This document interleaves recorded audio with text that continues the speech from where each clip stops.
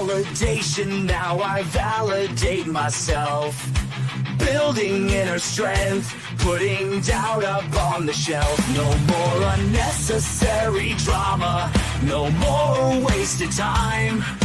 Climbing higher constantly, making my own climb. Standing on higher ground, where excellence is found. My potential knows no bounds. Raising the bar, breaking ground. My network is my net worth. Choose your company wise. Surround yourself with eagles, not with sheep in disguise. Every interaction is a reflection of my brand. Quality over quantity, that's my personal command. Standing on higher ground, where excellence is found. My potential knows no bounds. Raising the bar, breaking ground.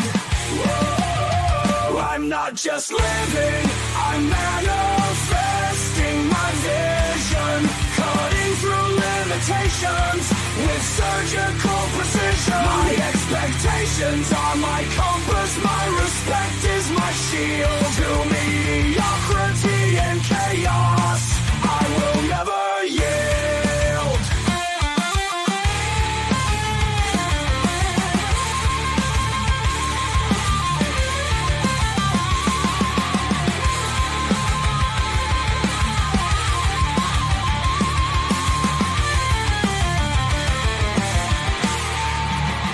I'm not just living, I'm manifesting my vision.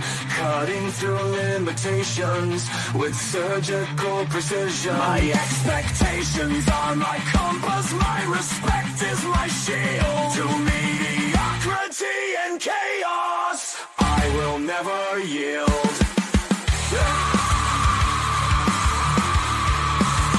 Standing on higher ground, where excellence is found. My potential knows no bounds. Raising the bar, breaking ground.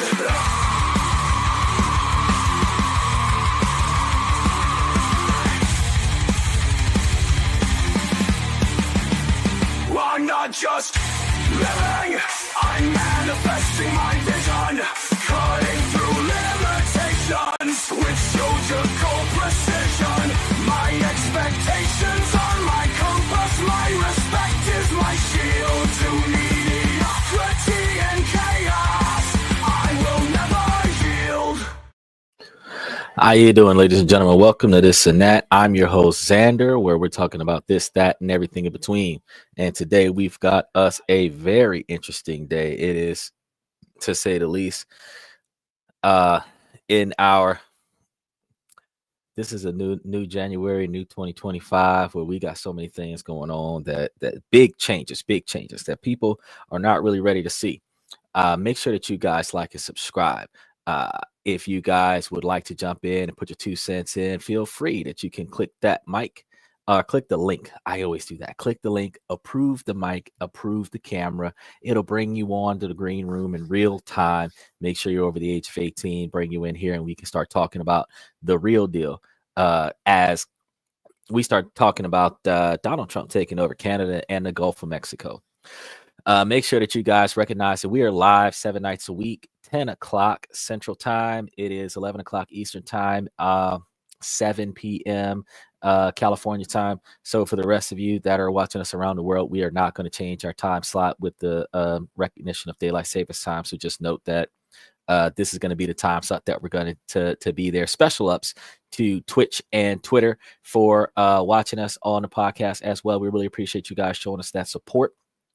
In the meantime, let's dive into this wild idea of Donald Trump taking over Canada.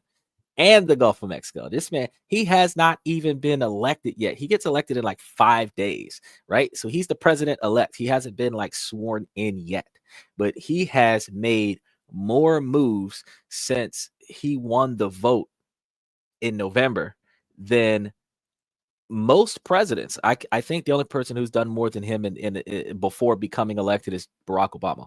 But outside of that, he's done the most. And the things that Donald Trump is doing is like big scale business investment style situations, which it's crazy. It's crazy. But let's see if we can figure this out. First of all, political speculation can be a wild ride. And one idea that's been floating around in the nation that Trump's power extends beyond the United States and perhaps even into neighboring countries like Canada and the territory of the Gulf of Mexico. But what does that really mean, and how would it play out? The implications of such an unprecedented power grab would be huge.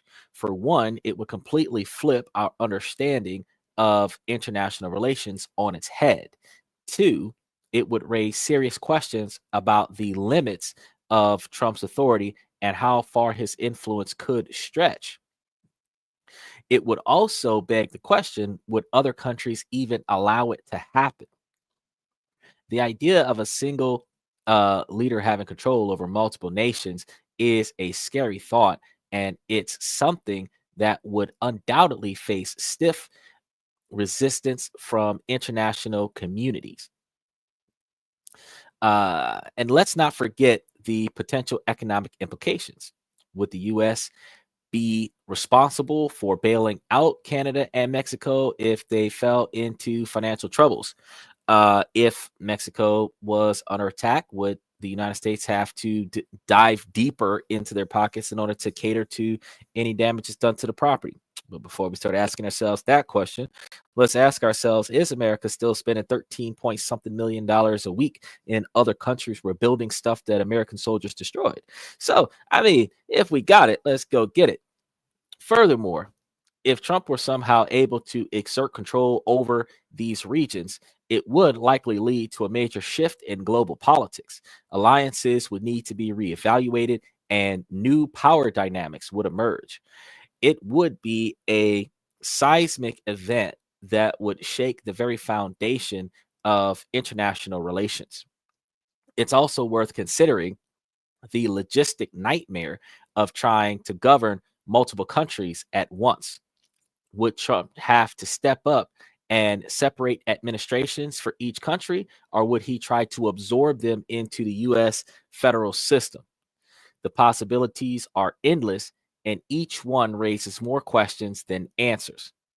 Historically, the relationship between the U.S. and Canada has been one of mutual respect and cooperation, and the two countries have a long-standing friendship that's been built on shared values and geographic proximity.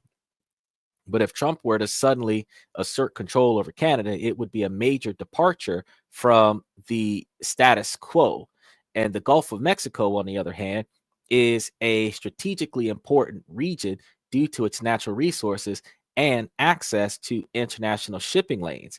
If the U.S. were to gain control of this region, it would give them a significant advantage in terms of energy production and global influence. Looking back at history, there are several instances where the U.S. has exerted its influence over other countries, often with mixed results. From the Monroe Doctrine to the Iraq War, the U.S. has a track record of getting involved in foreign affairs, sometimes with disastrous consequences. But in the case of Trump's hypothetical power grab, it's hard to imagine a scenario where it would lead to international unrest and potential conflict.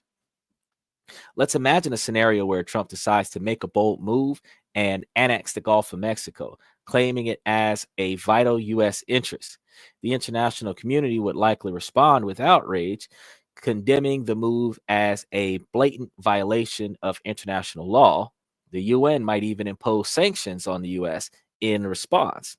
But what if Trump were to take it a step further and actually send troops into Canada, citing national security concerns as a pretext. It's hard to say how far things would escalate, but one thing's for sure, it would be a major crisis that would have far reaching repercussions. In this hypothetical scenario, alliances would be put to the test, and one news might even be forged. One new alliance might actually be forged. You have to remember this. Perhaps countries like China or Russia would see an opportunity to capitalize on the chaos and make their own moves. The world would be holding its breath, waiting to see how things would play out. I'm just saying it's a scenario that's both fascinating and terrifying at the same time. However, Trump linked the name changing to his administration's stance on immigration, because Trump originally talked about changing the name of the Gulf of Mexico to the Gulf of America, stating that Mexico has stopped allowing millions of people to pour into our country. He suggested that renaming the Gulf reflects a broader national identity and pride. The Gulf of Mexico has carried its name for approximately 400 years, originating from Spanish colonial times. Critics argue that changing such a historical significant name could lead to confusion, especially in international context where the name Gulf of Mexico is widely recognized. While Trump can propose a name change through the U.S. Board on Geographic Names or Congress, there is no obligation for other countries to or international organizations to adopt the new name. The Gulf is recognized globally, and changing its name could create inconsistencies in navigation and weather reporting, specifically because some people would be identifying the uh, location for the Gulf of Mexico as the Gulf of Mexico, and others that recognize the Gulf of Mexico as the Gulf of America would be uh, told, um, subtesting the same region as the Gulf of America, and the difference between Mexico and America in the eyes of individuals that don't live here is going to be dramatic. So the difference between it being the Gulf of Mexico versus the Gulf in the United States, uh, that would kind of make people not really understand where the weather patterns are coming from if they're not from America. The Gulf of Mexico is also bordered by three countries. So the United States, Mexico, and Cuba, where each country has sovereignty over its territorial waters, which extend 12 nautical miles from the coastline. So the U.S. shares nearly equal coastline with Mexico, with both countries having significant maritime interests in the Gulf. So this could be a pretty shaky scenario for Trump to go ahead and start spinning his wheels with throwing the name change out there for the Gulf of Mexico. But the U.S. has asserted control over a substantial portion of the Gulf of Mexico's waters anyway, particularly in terms of resource management and exploration rights. So, according to the United Nations Convention on the Law of the Sea, the U.S. federal government oversees the seas and submerged areas of the outer continental shelf within its jurisdictions. So the Gulf is a vital area for offshore oil and gas production, and contributing significantly to the U.S. energy sector, and the U.S. controls those waters. It is one of the most important offshore petroleum production regions globally, accounting for about 1/6 of total U.S. production. The Joe Biden administration has taken steps to protect certain areas of the Gulf from future oil and gas drilling through executive orders that withdraw large proportions from leasing activities, aiming to safeguard marine ecosystems and coastal economies. But in recent statements, President elect Donald Trump suggests renaming the Gulf of Mexico to the Gulf of America, claiming that we do most of the work there and it's ours. I look, hold on. I don't know why he got away with words. This assertion reflects a broader statement or a sentiment regarding U.S. control over maritime resources, but does not change the established international agreements or recognitions of shared sovereignty over the Gulf. In light of Trump's comment, Mexican President Claudia, what is that, Sheinbaum, humorously suggested an alternative name, Americana Mexicana. And I mean, highlighting the absurdity of the proposal and emphasizing the established recognition of the Gulf's current name. I mean, Americana Mexicana. I guess it's America's Mexico. It's both of ours. We're gonna marry it. We're gonna what would they call that? Hyphenate the last name in this marriage here between Mexico and the US. Ain't tripping. But the proposal has elected mixed reactions within the US, with some supporting it as a patriotic move, while others review it as unnecessary and potentially damaging to US Mexico relations. As we have, I told you guys yesterday, Mexican firefighters helping us put out Los Angeles as Los Angeles burns to the ground, and we throw out all the Mexicans, separating them from their children who are born U.S. citizens, and they're going to keep them in the U.S. Uh, uh, uh, child protective system, which sucks, by the way. And then while they're throwing the parents out of the country because the anchor baby policy doesn't apply anymore, the immigration issues that we have, I don't think can be teetered any further, because this is the same man who said that we were going to build a 30-foot wall and then have the Mexicans build it and then put them out of the country and lock the door. And I that was in 2017. And now he's saying, well, we do all the work there. It's ours. We can name it whatever we want. I mean, you can. If you buy a Bentley, you can change the name on your Bentley from Bentley to whatever you want, but it's still going to be recognized by everybody else as a Bentley. So change the Gulf of Mexico's name in the United States, and the half of the country that South will rise again might call it the Gulf of America. But the rest of us that has grown up with it the last 40, 50, 60, 70 years that recognizes it as the Gulf of Mexico, is going to identify it as the Gulf of Mexico. The same way people have changed the zodiac signs by 30 days, and now Scorpios are supposed to be in either October or December, and the shift is supposed to be effective come somebody's birthday at some point who's probably 25 right now. Making a change, a historical change like that, is not as significant in some scenarios, but showing people a power moves by making historical changes is something that Donald Trump has been known to do. So with that, we have the issue with Canada. And you guys are going to love Canada. Representative Major Taylor Greene has expressed intentions to introduce legislation to formalize the name change.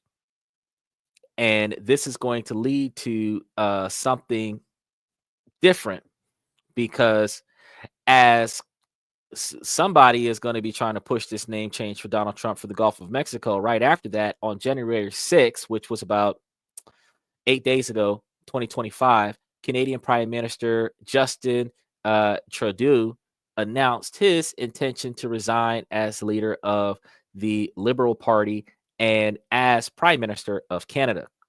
So this decision comes after nearly a decade in office, which we don't get that in the United States. You only got 4 years, 8 years if you're voted in twice. But this is also going to follow a series of political challenges and declining popularity amid economic pressures. So Trudeau stated that he would remain in his role until a new leader is elected, which is expected to occur by March 24th of 2025.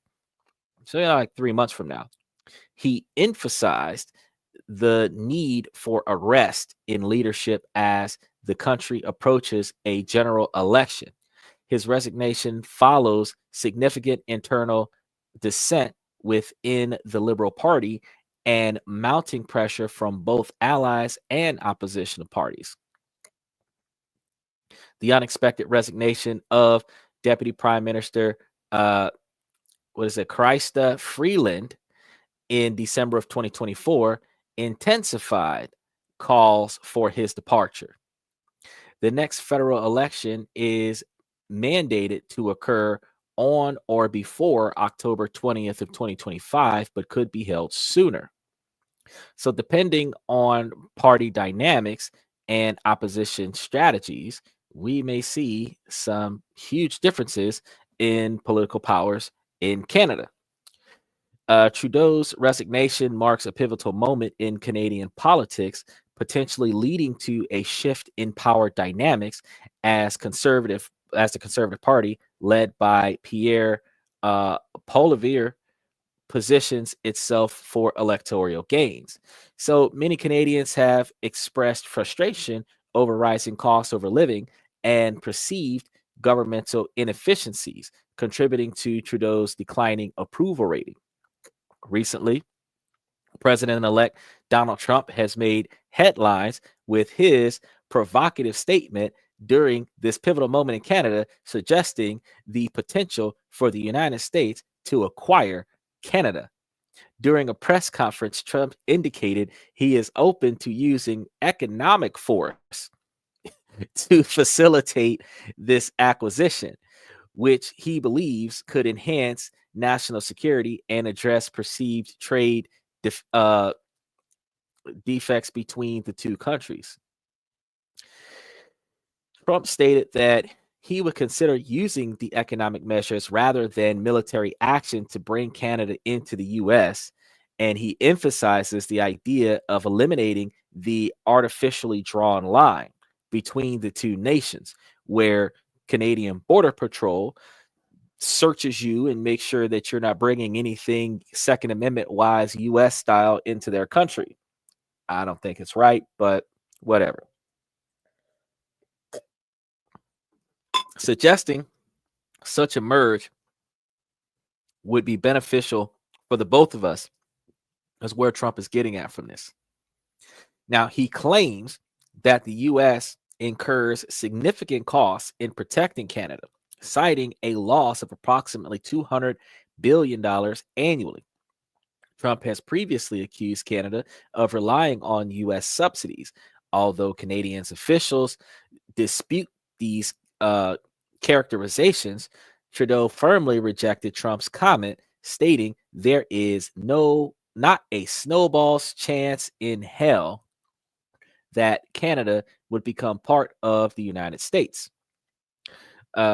Trudeau's response underscores Canada's commitment to its sovereignty, because since World War I, Canada has declared itself a sovereign nation and does not get involved with political wars, regardless of its trade practices. So if somebody he's trading with is beefing with somebody else, Canada will not exert their forces to support any war that is not directed at Canada, which I don't blame them, because that first war that they got into, they had lost 600,000 volunteers that were just farmers back in those days, just to get into a war against Germany when Germany was after Britain, not even Canada. But Germany was at that time attacking Mexico and the United States when the United States was in its colonial period. So I can understand why everybody batted together to save the British nation. But these days, that's not going to happen.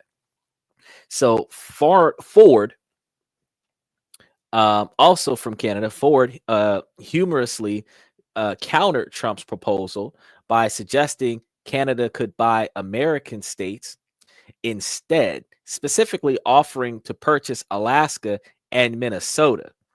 Now, I don't understand why you would want Minnesota, but I can definitely understand why you would want Alaska.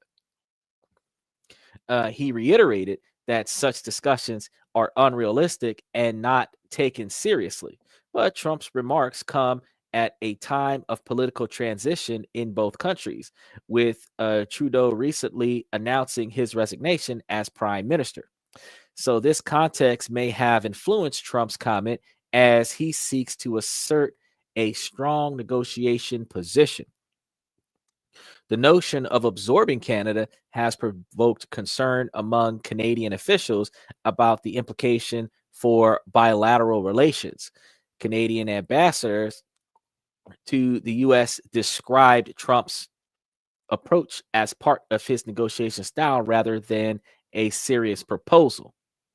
So Canada ain't even taking it serious. They're like, that's just how he talks. He starts talking about taking over your country, and it's like, that's just how he talks. He said that he was going to hashtag hit the nuke button when he was in the president one time around. It's just like, that's just how he talks. I don't understand. Why would you disregard a multi-billionaire when they start talking about making billionaire moves? When people like Elon Musk and Donald Trump start talking about making billion-dollar moves that potentially could be quadrillion-dollar moves that could negatively or positively shift the dynamic of an entire country, I'm not ignoring that. We're going to do some research. We're going to figure something out, and we're going to see if we can come to a reasonable conclusion on this jump. But I don't see us just saying, that's just what he does. Nah. That's like saying that what Bill Clinton does in the Oval Office, that's just what he does. I don't get it. So Trudeau's announcement to step down signifies a significant transition in Canadian leadership as the Liberal Party prepares for a new direction ahead of the forthcoming election. The implication of this change will be closely watched as Canada navigates its political future amidst oncoming economic challenges. Trump's comments about acquiring Canada through economic means has sparked significant backlash and concern in Canada, highlighting ongoing tension related to trade and national identity. While these statements may be viewed as rhetorical strategies, I don't think so. They underscore the complexities of U.S. Canadian relations moving forward. So clearly, what do you guys think about this? What have we learned today? Because I can tell you we've explored the idea of Trump's power extending beyond U.S. borders and into the Gulf of Mexico and Canada. And we've looked at the implications, the historical context, and even imagine a hypothetical scenario where things could go wrong. Let's be real. It is a pretty absurd idea, but it's also intriguing to think about the what ifs. Because Trump's proposal to rename the Gulf of Mexico the Gulf of America raises significant questions about historical context, international recognition, and political implications. And while he may have the authority to initiate such a change domestically, its acceptance and practical application on a global scale remain uncertain. So this situation underscores the ongoing tensions in U.S.-Mexico relations and highlights how branding can intersect with political discourse. So what's your opinion on that part? Would Trump's influence really extend that far? Share your thoughts in the comments. And if you have a topic that you guys would like for me to explore, I'd like for you guys to let me know. Now, keep in mind, we also have coming soon, because I'm going to be talking about this tomorrow, because the other thing that he said over the past week that was insane is that he is going to try to undo the Supreme Court position on banning TikTok. For those of us that are TikTok watchers or content creators that are streaming on TikTok, and I had a buddy of mine that wanted to argue that TikTok might not get banned. I'm like, bro, it's in 5 days. If it's not owned by an American company, it's not going to be here anymore. It's just going to go dark, where people who are here can't watch content from here. Doesn't mean that you can't log into the app and watch content from another country, but it will potentially phase out. You may have to get a VPN, which I recommend everybody have a VPN for a number of reasons already, because one of the things that nobody knows is that there's a restricted mode on YouTube. So for those of you that are watching me from YouTube, go to your settings, go to general, scroll down to restricted mode, turn that off, and you will see more content from my podcast and other podcasts that does highly sensitive topics or adult language style topics, because they just do that. And it's not even something that they told everybody they were going to do. It's just something that got done. So now public service announcements, go and turn off your restricted mode. You'll see more stuff on YouTube for more content creators. When there's a lot of adult language or sensitive topics, they put it into a category where nobody gets to see it. So go take a look, see for yourself. However, when we start thinking about how Donald Trump is potentially going to try to buy out Canada after he renames the Gulf of America, you think about how he's got 4 years and 5 days. And this is what he's doing before he gets started. He's already got the bans out on pornography, and he's already got the restrictions out there for birth control. He's already got the immigration shifts happening with the H-1Bs and the EBW passport green cards. So many things have shifted already, and the man hasn't even officially clocked in as the president yet. Dude has done a lot. He has done a lot.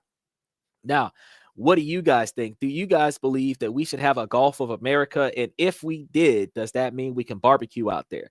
Because we gotta have our Independence Day on the Gulf of America. Then, if in the event that the U.S. takes over Canada, does that mean that we could cross the Canadian border with our firearms? Because we're stopped at the border right now. We can't bring certain things into Canada right now. We can't cross the border with guns and people and liquor and weed and other stuff. But I mean, if U.S. owns it all, wouldn't U.S. laws apply in Canada, and then we can go over there U.S. style, Second Amendment ready? What do you guys think about that? Dan, what's your opinion? What do you think Cuba's opinion is if this is like Conflict of Nations? If you've ever played that video game on your cell phone, this is like Conflict of Nations. The U.S. is starting to spread up and down at the same time. And it's crazy.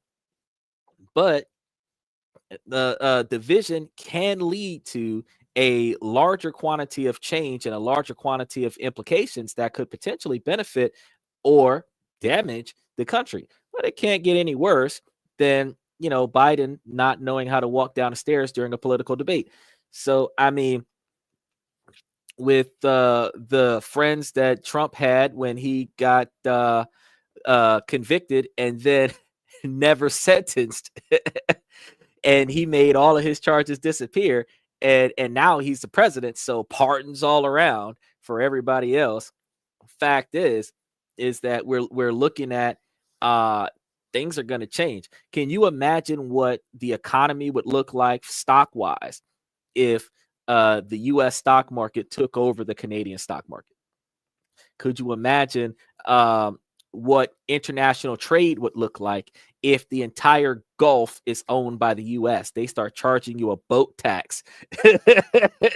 Tariffs. They start charging you a boat tax to sail in American waters. Like that, they'll pay China back by a long shot just because they keep taxing everybody with their import and export shipping. There's a lot of stuff going on there, and I can tell you that I can't even piece together all of the many ways that this could go wrong, but I can also tell you that it's not likely to cause a war, and two, everybody who's got money will make more money off of the situation. So the bottom 99% of America, this ain't going to affect you. Those people who barely got enough gas to get to and from work from paycheck to paycheck, this ain't going to affect you.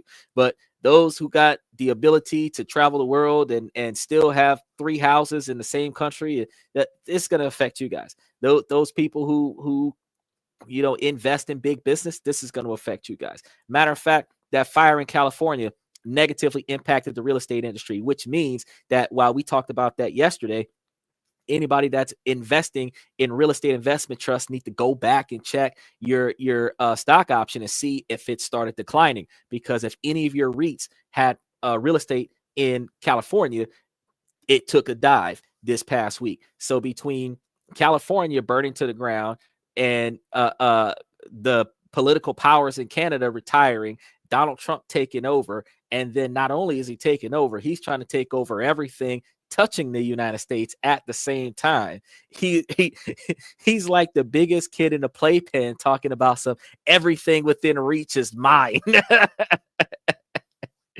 At least for the next 4 years. And at his current age, he could literally like spend 6 weeks after his last day as president and then have a heart attack, because he's about as old as Biden. So if he could finish 4 years without any health issues, he could definitely finish as one of the groundbreaking presidents in our current time. And since Obama, we haven't had anybody make massive moves that directly impacted the current political environment. Because most of the time when a president does something, it's a work in process kind of situation. It takes 2 consecutive terms to make it happen. You start seeing the results from the current president after the president leaves office for the second term.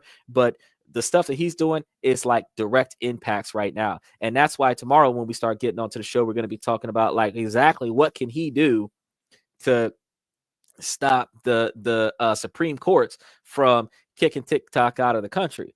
Because unless he buys it, he could buy it and then it'll be owned by the president of the United States. You know, the same way Elon Musk is on the cabinet for Donald Trump, and Twitter is now a Republican platform almost, but it basically promotes news on Twitter. So you got to understand that where you go to get your information from, this stuff actually benefits. Instead of just running off to CNN or just running off to Fox or something like that, you just scroll through social media and see what everybody's talking about, because you get a lot of information from a lot of different places. But what you get from this and that, we got it from everywhere and then pieced it together and tried to make it make sense for you. So what we're looking at right now, we're looking at a whole new world, right? Because robotics is going to take over the workforce. We're going to change the name of the Gulf. So we're going to be swimming in American water regardless. And then we might be able to bring our AK-47s to Canada. That's what I see so far in the first 180 days. But you got to remember, Project 2025 wasn't just about that. It was about a lot of other things that nobody read that 950-page document.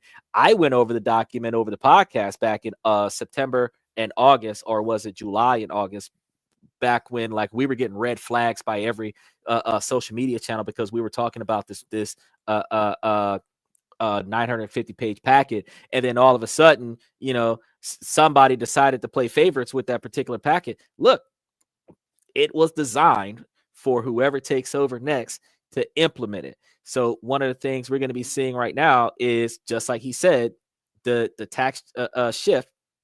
You're going to see that happen, where not this tax season, but next tax season, you're going to see the 2-tier tax setup. You're going to see he just finished talking about not too long ago doing a cap on the $10,000 worth of deductions in blue states. So in Democratic states, he's got the Republican parties going over there trying to negotiate caps on deductions at $10,000. So it doesn't matter how many deductions that you think you can have, you're only going to get 10,000 of them if he puts those caps there, as opposed to eliminating deductions altogether, which is what the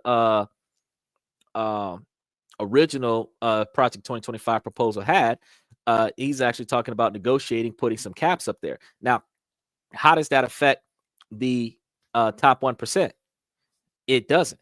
Most of the wealthiest people run their money through their LLCs and their C corporations, and then their LLCs and C corporations donate money to their trust, and their trust pay for the overhead. And the difference between the total quantity of money paid and lost versus the amount of money received from donations is where they have less taxes to pay. So while the trust might pay for taxes, the dividends paid to the beneficiaries of the trust, i.e., the families, like the Trump administration and everything to that effect. You got to think about the fact that those trusts are funneling money to a bank account where dudes don't got to pay taxes. So the rest of us that are working W-2 jobs, that are twiddling our thumbs and working at the grindstone for somebody else to get rich, the cap on deductions, that's going to hurt us. Now, remember, we just finished talking about over the past couple years, or not even the past couple years, past couple days, that people just realized that paying taxes is voluntary and that there is no negative repercussions for not filing taxes. There's negative repercussions for fraudulent filing or withholding information if you file, but there's no negative repercussions on the fact that you choose not to file. The only difference is that if there's any taxes paid on your behalf to the U.S. government, they get to keep that money. So if you're a W-2 worker, you don't get a refund if you don't file taxes. If you do a podcast or something like that and they decide to withhold a percentage of your income, then they withhold that percentage of your income and you don't get that money unless you file.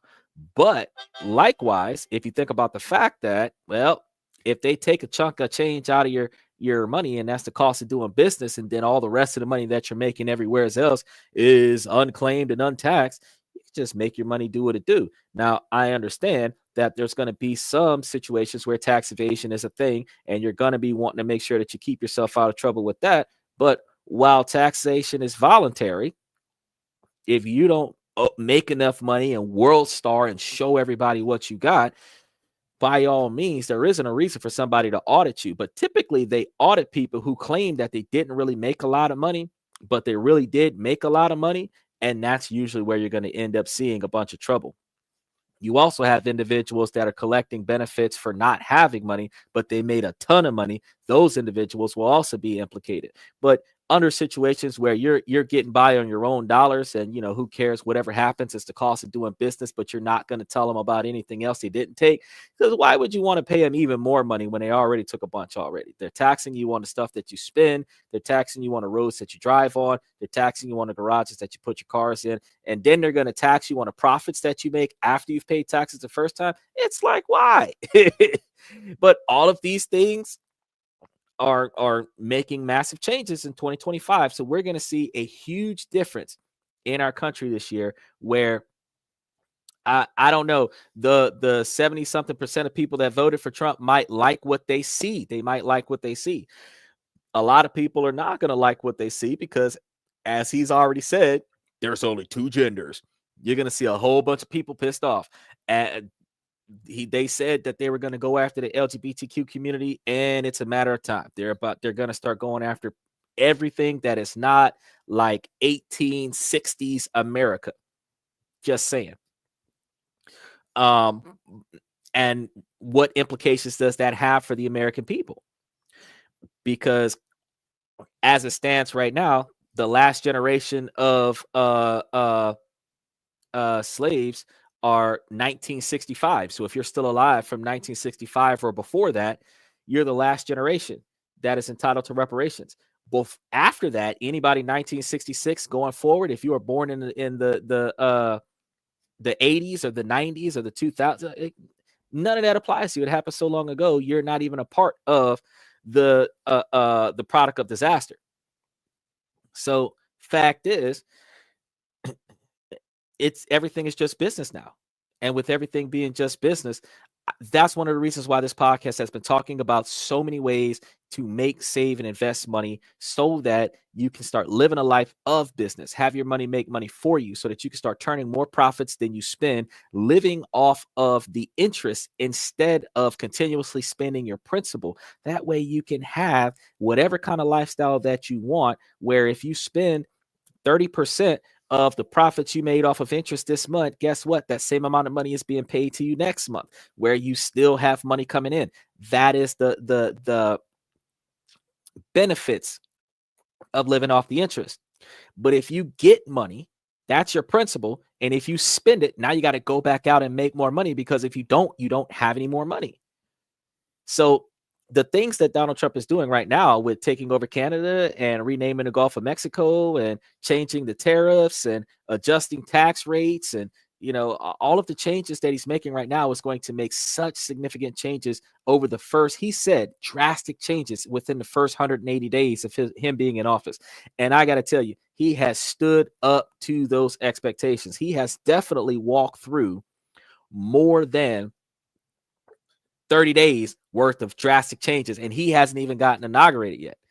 So I can only imagine the things that he's going to do. But for those of us, like my buddy says, that TikTok's gonna come back, we'll see. I'm gonna do the story on that tomorrow, because when I tell you guys about exactly how much trouble he's going to have with bringing back, because the president's got power, but the president doesn't have all. He's not like the final say in a lot of stuff. The president can be vetoed.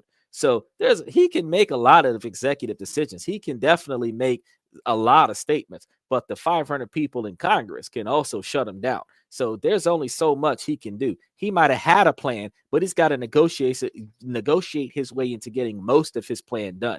So you're not going to always see him really be able to push through 100% of everything that he was talking about before. But you can get enough people, enough things done in the negotiations inside of the first 6 months, first 180 days, and make a bunch of changes where you can see the changes right now, instead of the executive orders that take 10, 20, 30 years to take effect.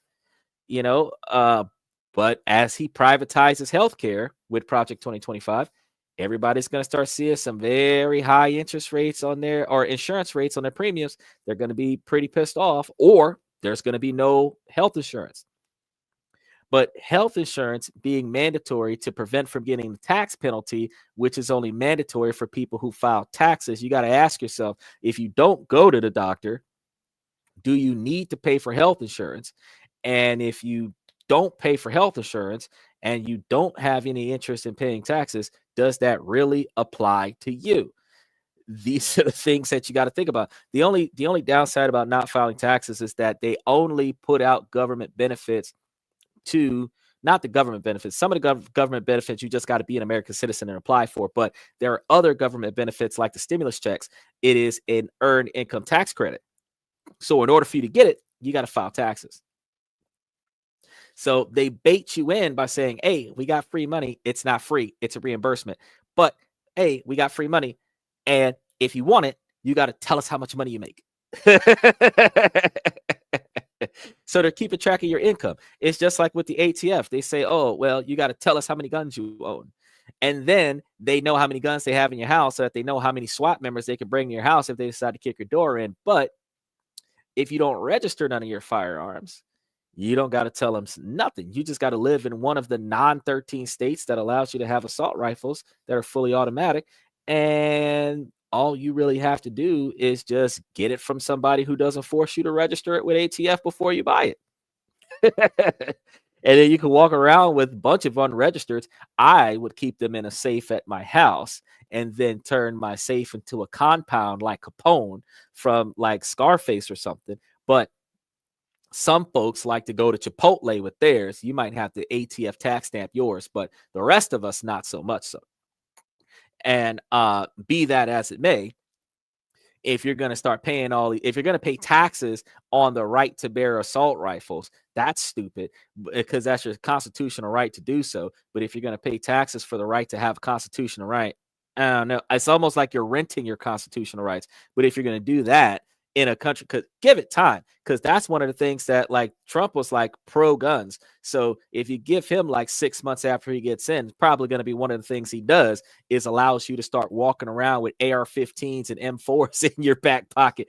Give it time. Just give it time. But, when you start really talking about it, it's like, I probably just not register it, because if I'm a register it and I got to pay taxes on it, I might as well pay that extra $400 taxes so that I can have the manufacturer tax stamp that allows me to own, operate, and utilize and manipulate the Glock switch, because it's only illegal if you're not a gunsmith. if you got that SOP tax stamp, it's not illegal to have it. You can have a machine gun. You can have a modified machine gun if you have the tax stamp to modify weapons to machine guns. So pay the extra money for it and then do whatever you want. Because don't think that there isn't YouTube channels that people are using fully automatic weapons. They had to buy those fully automatic weapons, sometimes modify those fully automatic weapons in order to show it on YouTube. And they had to get tax stamps in order to do that. So they pay taxes on it ahead of time. But look at it like this. It's a business. If you're paying taxes on it, paying taxes on the tax stamp, and the gun is in a trust and the trust is part of the business, then it's a tax write-off because you pay taxes on this and you're using this for your business and your business is making money. So you don't have to pay taxes on that because it's a financial investment. Oh, yeah, pay the tax down. The only thing I don't like about it is telling them where my stuff's hidden. If I have it under the mattress, if I have it right next to me, because typically if you're a Second Amendment guy, even if it's not on camera, it's within reach. So that if it goes down, that you can do what you got to do from wherever you're sitting at. But some people, they've got to have it in the basement in a safe with a rotating out combination that takes like 20 minutes to get to the firearms. And then the rest of us, it's purge season, because didn't Trump say that one unlawful hour, one unlawful day, and things would change? I'm waiting on it. I've been saying it.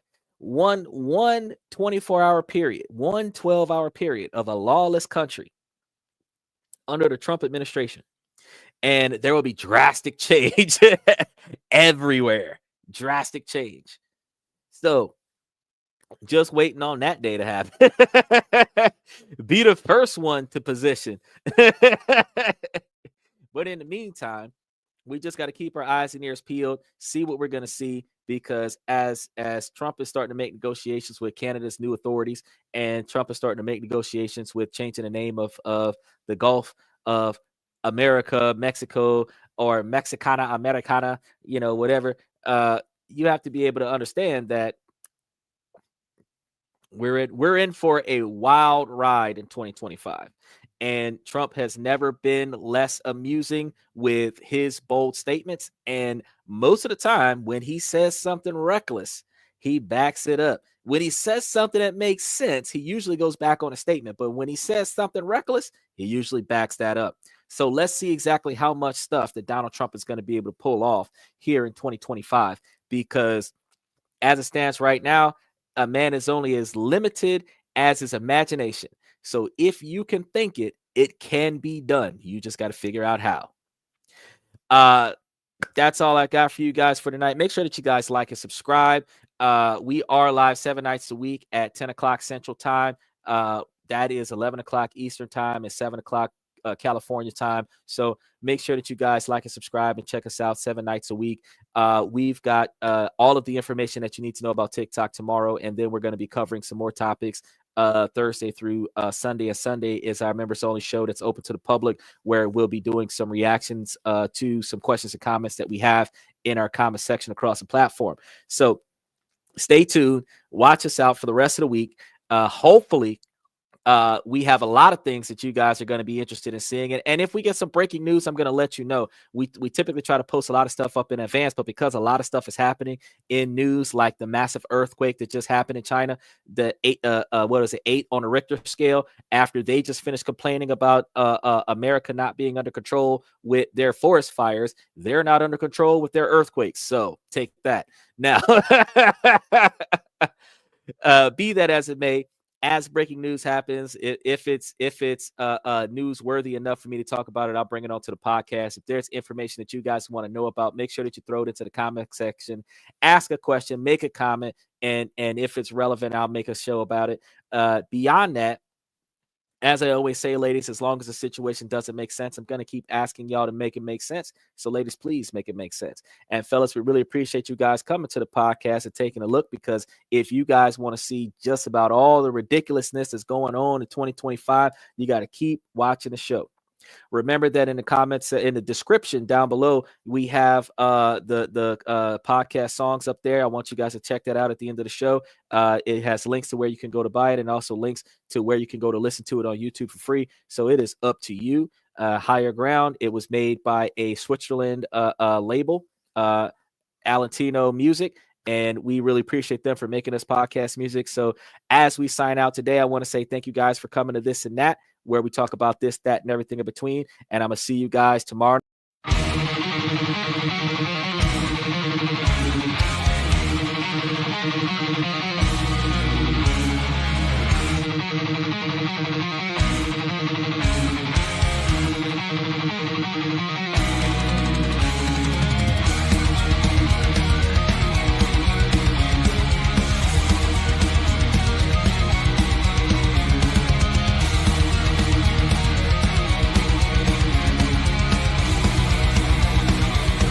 Higher ground.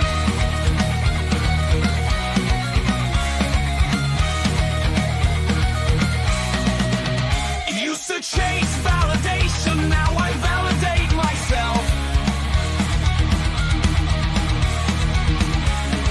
Building inner strength, putting doubt upon the shelf. No more unnecessary drama, no more wasted time. Climbing higher, constantly making my own climb. Standing on higher ground where excellence is found. My potential knows no bounds, raising the bar, breaking ground.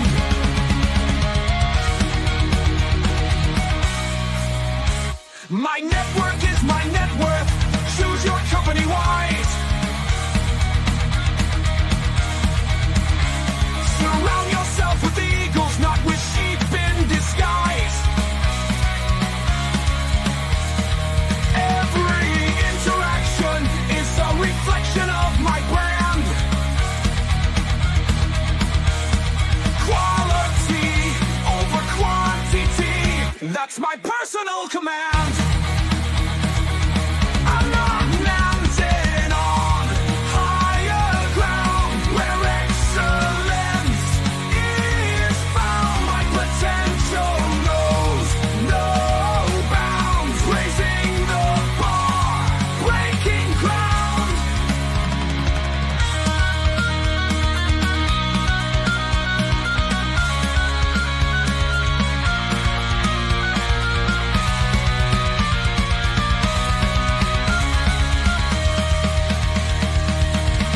I'm not just living, I'm manifesting my vision, cutting through limitations with surgical precision. My expectations are my compass, my respect is my shield to mediocrity and chaos. I will never